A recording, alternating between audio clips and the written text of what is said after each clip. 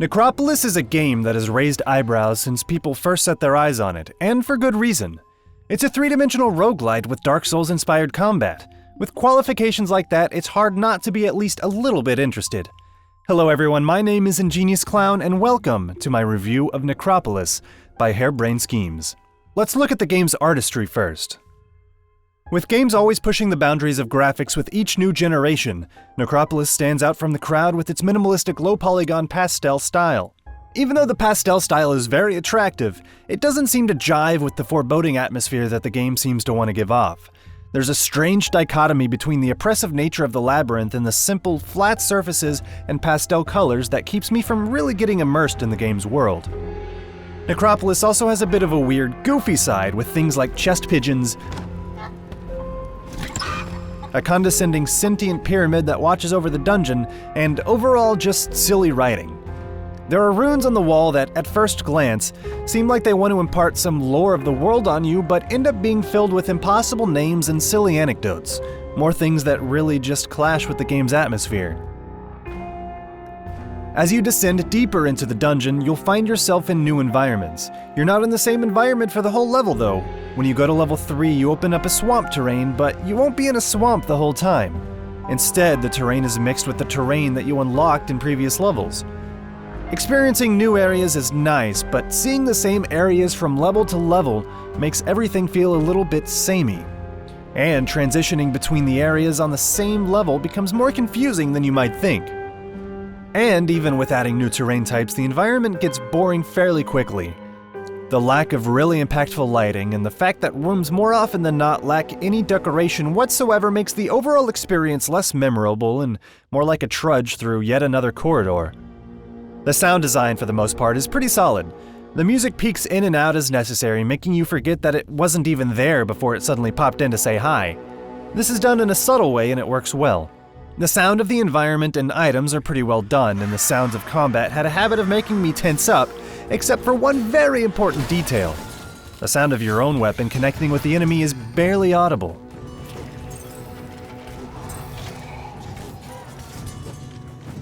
This fact alone made me initially judge the sounds much more harshly because it never really sounded like there was much impact to my own actions. Every enemy type has a distinct look that, once you learn what they are, you know what to expect from them. From screaming hobos to giant bone spiders to teleporting snailmen, each enemy feels reasonably at home in each environment that they inhabit. Each one is interesting in their own way. Animations from the enemies, however, are far more of a mixed bag. While most enemies seem to do a decent job of telegraphing their attacks with an animation, some feel like they don't. Certain enemies feel more stiff than others and could have used a bit more love to make them feel more alive instead of robotic. Others feel somewhat floaty or clunky, and the player's character is the biggest culprit for this. Unfortunately, even with the simplicity of the graphical style that NECROPOLIS uses, the game's performance is less than stellar. On my GTX 1070, I saw way more stuttering and frame drops than I would have ever expected from this style, and on more than one occasion, a stutter has caused me to miss reacting to attacks. And with that, let's move on into the gameplay.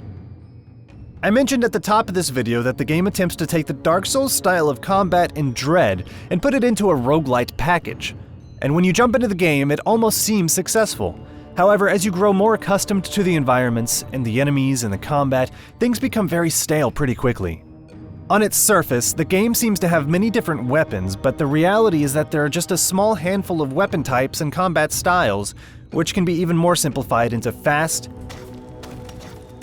medium, and slow types for all the uniqueness that each type seems to bring. You swing your weapon as you do in Dark Souls. You hit one shoulder button or the other for a quick or strong attack in your left or right hand. However, gear doesn't give you an indication of how strong it is except for a very vague piece of text that tells you what tier the weapon is in. Higher tier weapons also have various elemental effects with cool animations, but from what I could tell, there was no real reason to prefer one element over another for any reason, as they didn't actually seem to affect anything. So for the most part, your decision making when it comes down to what weapon to equip is it a higher tier than what I currently have? Different weapon types differentiate themselves by their power attack, which can be executed by holding down the quick or strong attack button with a different effect for each. However, with how the combat tends to flow, it doesn't seem like a very important decision, because I often found myself being okay with just one medium and one slow type weapon, regardless of actual type. Your left hand is equipped with a shield or magical missile weapon, but the magical weapons don't feel really impactful enough to bother with them. And that segues perfectly into how the combat flows. As you might imagine, the speed of a weapon directly affects the stopping power of that weapon. A slow weapon has a very high chance of knocking an enemy down, whereas with a fast weapon you'd be lucky to survive an encounter with anything given its inability to stagger the enemy. I found that having a slow and medium weapon was perfect for my needs. A slow weapon for taking out the quick creatures that I need to interrupt, and a medium weapon for reasonable speed and power for every other reason. In addition to the obvious health stat, you have to manage stamina. As you do more actions such as firing off a magic weapon, knocking enemies down with a shield, or in general just swinging your own weapon, your character becomes fatigued and your maximum stamina is lowered bit by bit. This can be regained by simply eating food. Bigger weapons and stronger attacks will drain more stamina, and power attacks especially will drain so much that you'll almost always find yourself eating food after firing off one or two of them. They're especially powerful though, so that gives a decent amount of player choice in combat. As you descend further into the dungeon, you'll find yourself facing off against more and more different enemy types. The same enemy type that you found in level 1 can be found in level 8, but probably with a different colored skin on it. This is supposed to show you that the monster is actually different in some way, but I found myself more confused by the fact that I could one-shot one enemy of this type, but not another. The color was hard to see and ultimately meaningless, as I never found myself with the time to sit down and assess just how strong brown was over blue. And as these creatures get stronger with more damage and more health, they obviously take longer to kill. You find yourself hoping desperately for a higher tier weapon to drop, because otherwise the combat turns into a real slog as you swing away at the enemies, just hoping for them to die. As with Dark Souls, as you master the enemies and begin to outgear them, they become easy. However, in Necropolis, after a certain point there's nothing to be gained from fighting them. And this is where the procedural generation of the content really starts to make things worse.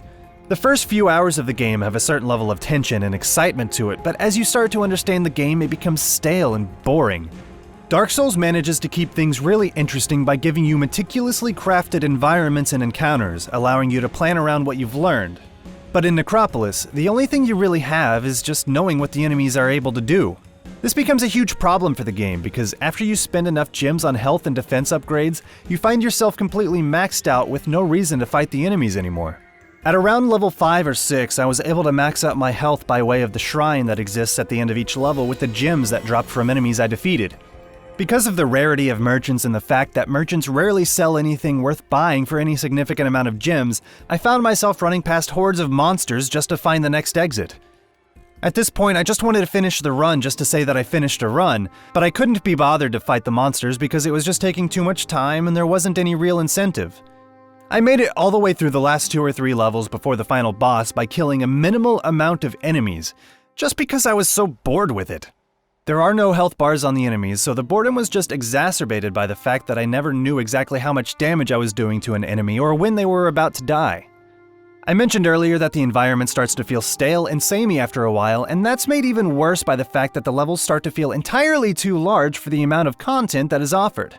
The game doesn't have a map or minimap at all either, making it entirely too easy to get lost and unable to figure out where to go as the levels get more and more complex.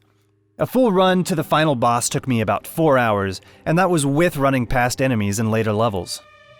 I've spent all this time talking about the gameplay, and you might be wondering, hey, ingeniousclown, I heard there was crafting, how's that?